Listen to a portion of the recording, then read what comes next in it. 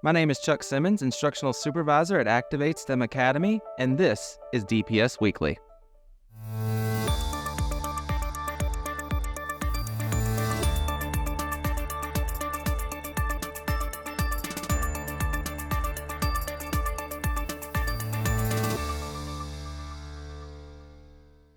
Here's the scoop. September is Attendance Awareness Month, and all month, we will be highlighting the importance of being present at school. In each episode this month, we will include an attendance fact that stresses the importance of attending each day.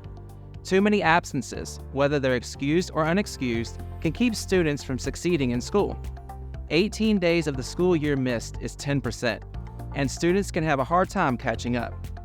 This week in sports, the George Washington High School golf team plays Bassett, and the volleyball teams play at Chatham on August 28th. On Tuesday, August 29th, GWJV Volleyball is on the road at Carlisle. On Thursday, August 31st, Galileo will compete at the Bengal Clash Cross Country Invitational.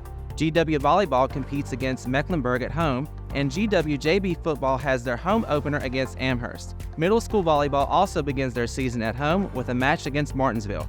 GW Varsity Football is on the road in Amherst on September 1st. Speaking of football, our Eagles had their first home game back in JT Christopher Stadium this past week. And to paint the lines, we've enlisted the help of new technology, a robot that does the work for us with speed and precision. Take a look.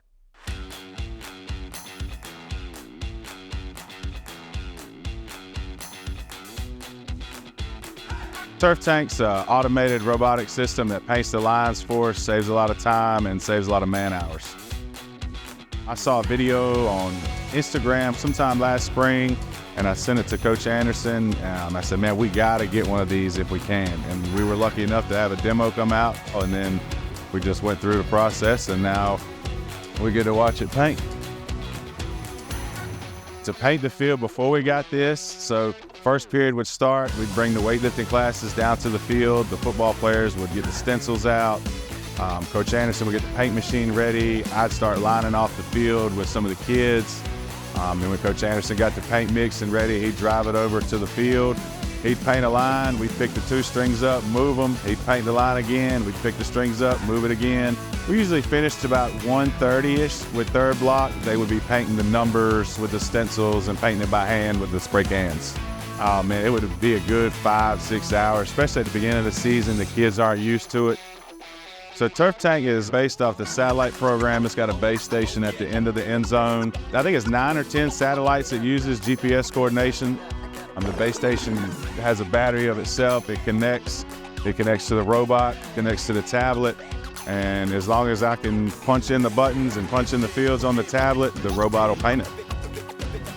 Yeah, we appreciate the school board getting this for us. I mean, the kids weren't a fan of coming down here in 90-some degree weather and having to be on the field and paint. It makes my life a lot easier. The robot does everything. The only thing I have to do is put paint in it.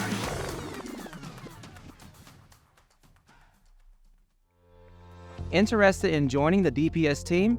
Come to our career fair on September 1st and learn more about the positions we have open. We'll be at the Pepsi building at 661 Craighead Street from 11 a.m. to 5 p.m. For more information about careers at DPS, visit danvillepublicschools.org. As we continue to focus on reading at home, we want to remind you that Danville Public Schools has a great partnership with our public library. With the Student Access System at the Ruby B. Archie Public Library, DPS students can use their student ID number to access library resources. They can use their school ID to place holds on and check out books from the library and use their ID number to access in-house or online materials.